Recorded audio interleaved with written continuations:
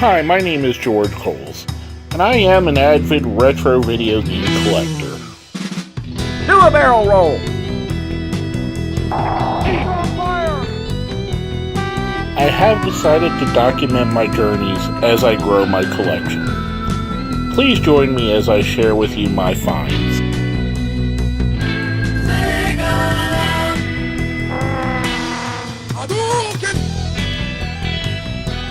Welcome to Retro Game Treasure Hunting.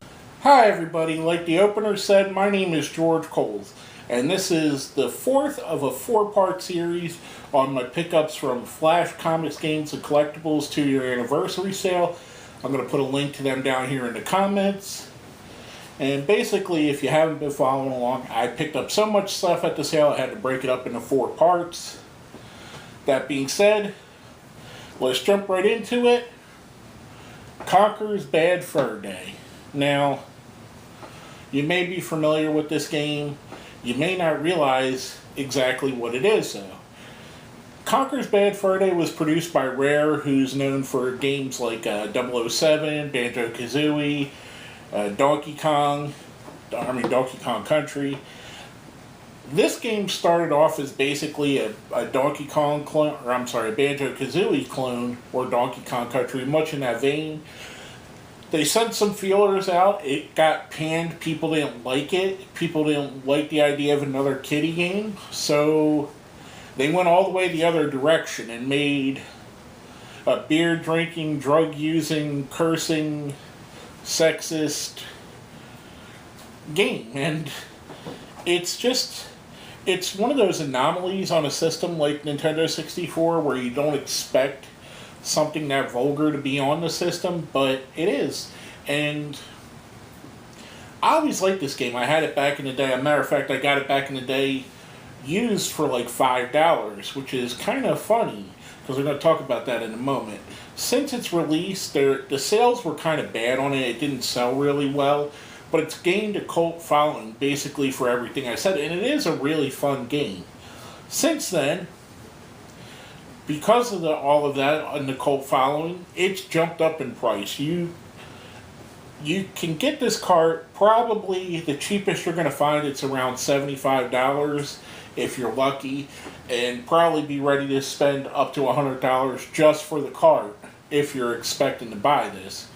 Which is interesting how it gets to that way. But all in all, it's a really fun game. Let's jump right into our ratings. Now, graphic-wise, I'm going to give it a 5 out of 5. And by the way, we do everything on a 1 to 5 scale here. 1 being the worst, 5 being the best. Graphic-wise, I give it a 5. I think the graphics are much like they would be in Banjo-Kazooie or Donkey Kong Country. It's a really era-appropriate game, and I like the graphics. I like what they do with it. Gameplay, I give it a 5.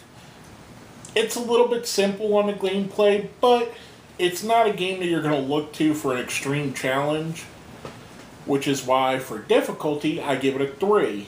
Like I said, it's very simple. Sometimes a lot of times it'll hold your hand through what you're needing to do. So it's not really that difficult of a game to just pick up and play through.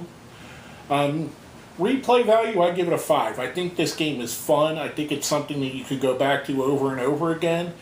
It's one of the, in my opinion, it's one of my favorite Nintendo 64 games, and I really love the experience of playing through this. Music-wise, I give it a 4. The ambient music's pretty good.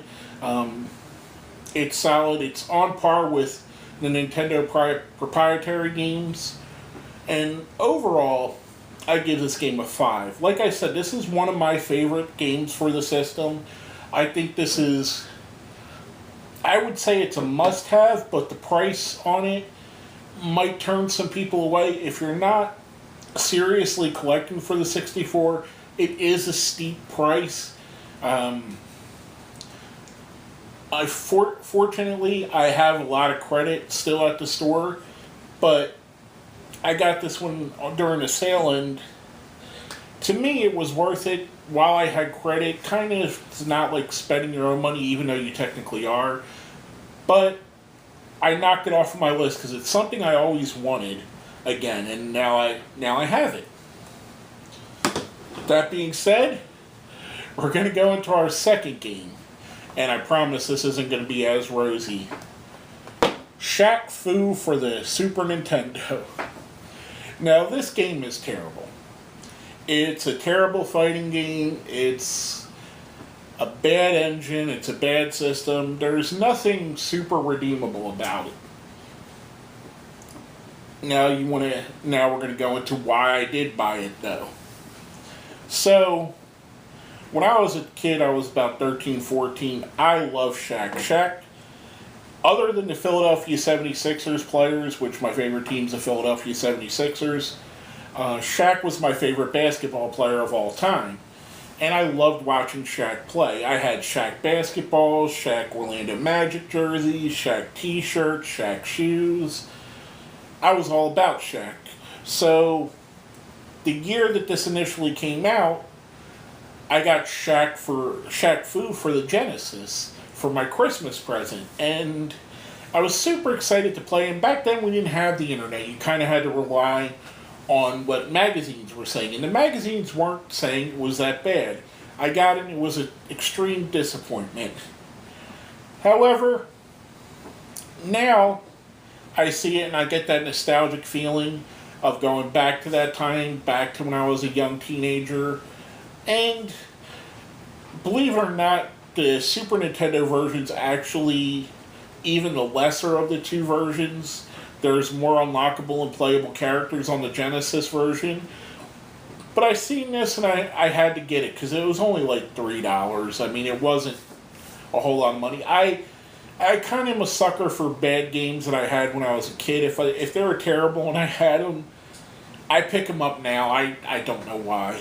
I will say that the new Shaq Fu, A Legend Reborn, I actually did a full playthrough on the channel you could go back and watch. It's a fun beat 'em up. It's not something I would pay more than $20 for. It's a bargain title. I got it for $5. So there's that. If you could pick up the Shaq Fu, A Legend Reborn, it's the only complaint I have is it's short. It's really fun to play though. With that being said, back onto this game, we're going to go into our ratings. Now, graphics, I'm going to give it a 2. It doesn't look as good as the other fighters of the day. It doesn't look as good as Street Fighter or Mortal Kombat or Clay Fighter or Killer Instinct or any of those. It looks okay. Probably the closest I would say is Pit Fighter. Gameplay, I give it a 1. The game mechanics are terrible. It's not fun. Difficulty, I give it a 2. For the fact that it's so weird and the gameplay mechanics are so bad, it makes it hard to play. Replay value, I give it a 1. It's not worth playing at all, really. The only reason that you would own this if I were you is if you're a Shaq fan or you're trying to complete your Nintendo's or Super Nintendo library, or you're someone like me that likes bad games. So, to me, there's no replay value at all to it. Music-wise, I give it a 3. The music's actually pretty decent in the game. I can't knock them for that. Overall, I give this a 1. If you don't have an emotional connection to this game, there's no reason to buy this game ever. I think you just leave it on the shelf, walk right past it. Now, next up, we have what I think is a hidden gem. You guys let me know, because I don't hear many people talking about this game. And that's Fade to Black. Now, if you're not familiar, and it's in a big box, but it's only a 1-disc game, which is kind of interesting. They would do that every now and again with the PlayStation 1 games. If you're not familiar with this is the sequel to Flashback, which I know is a lot more popular than this game is. I don't really hear people talking much about it, but this was one of my favorite games for the PlayStation 1. I loved this game, and when I seen it on the shelf, I had forgot it even existed, and then it reminded me when I seen the cover. I was like, oh yeah, I used to have that, and I loved that game.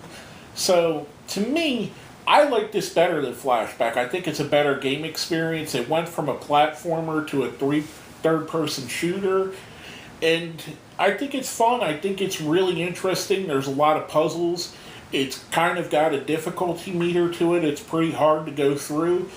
I'd rather enjoy the game, to be honest with you. To me, it is a real hidden gem of the PlayStation system. Like I said, I don't hear a lot of people talking about it, but to me, I think it's one that if you haven't ever heard of it, you should probably pick up. You could get it relatively cheap. I think I spent $8 on it, maybe. So, it's still worth a try. And for those of you that don't know, if you own a PlayStation 3, they're all backwards compatible. So if you don't have a PlayStation 1 and you're looking to get back into PlayStation 1, but you still have a PlayStation 3 around, that's how I play my PlayStation games. Just a thing out there. I like to add a little bit of knowledge into my videos. With all that being said, let's go into our ratings for it. Graphic-wise, I give it a 4. I think it looks really good, especially for the time frame.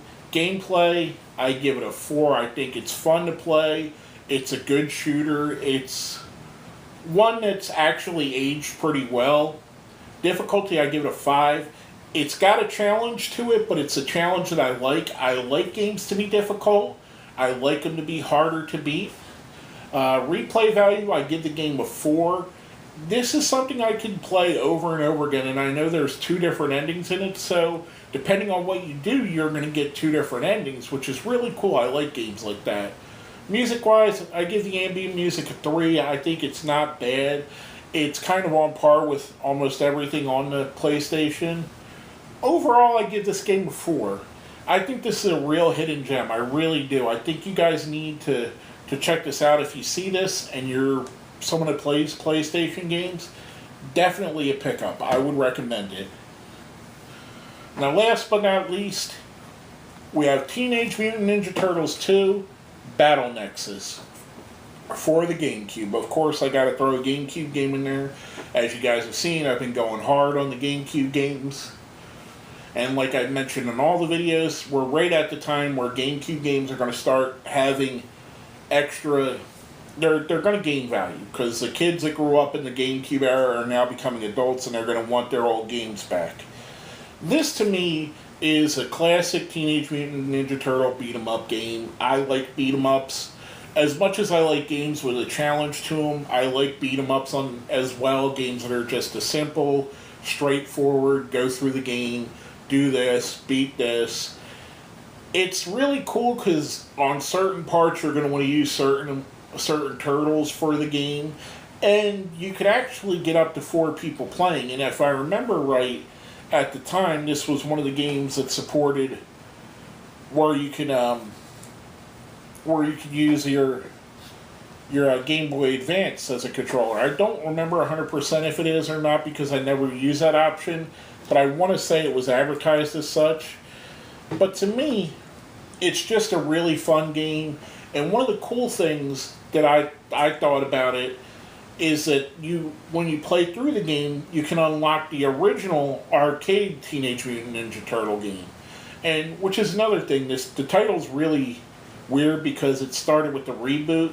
So this is Teenage Mutant Ninja Turtles 2, but it's not the first Teenage Mutant Ninja Turtles 2. First Teenage Mutant Ninja Turtles 2 came out on the Nintendo Entertainment System. So weird that they name it like that, but I'm okay with that. This game got panned by the critics. They said it was too simplistic. They said it was too derivative. It is at times, but this is what you would expect from a Teenage Mutant Ninja Turtles game. If you're a fan of the franchise, you're going to be a fan of this game. And I love the Teenage Mutant Ninja Turtle games. I think they're some of the most fun beat-em-ups there is. I think this game is right on there with it. I think it was panned, unfortunately, for the wrong reasons. But, you know, I'm not a critic. I guess I am. I guess I am a critic since I do these videos and I rate stuff. But with all that being said, let's go into our ratings for this game. Graphic-wise, I give it a 3. It's not as impressive as some things are on the system, but it's not bad either. I think they could have made it a little bit better. I understand what they were going for, but it looks like they went like the cheap route on it. Gameplay, I give it a 3. It's your classic beat 'em up. If you like beat 'em ups, you're going to like this game. Difficulty, again, I give it a 3.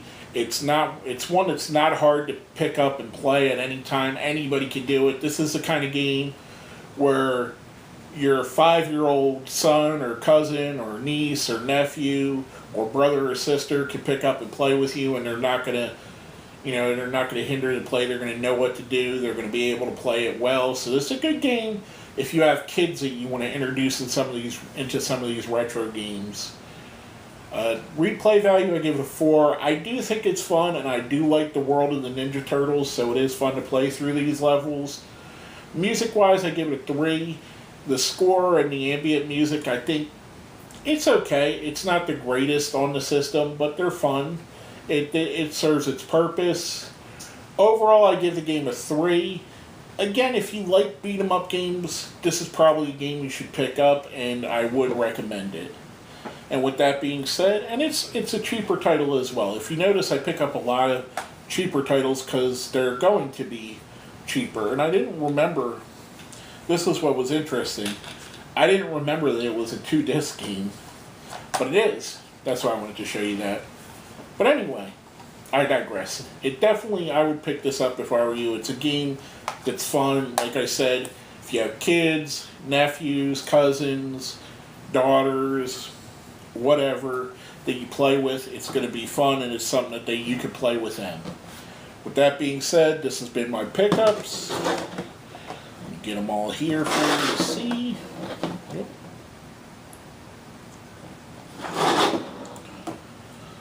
So going through, I would say this is probably, just because of the price point, this is the definite of the bunch. If price is no option for you, I would pick over this. But they're both really good games. I would, either one of these I would highly recommend. Don't buy this at all unless you have a tie to Shaq, or if you had a game or you like bad games, and that's for you.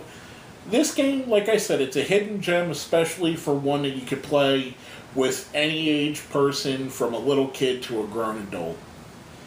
And they're just fun. Like, most of this, what you see, I pick out games I have fun playing, that I like, and I do like a game with difficulty. I am a fan of games like Bloodborne and Dark Souls and games of that nature.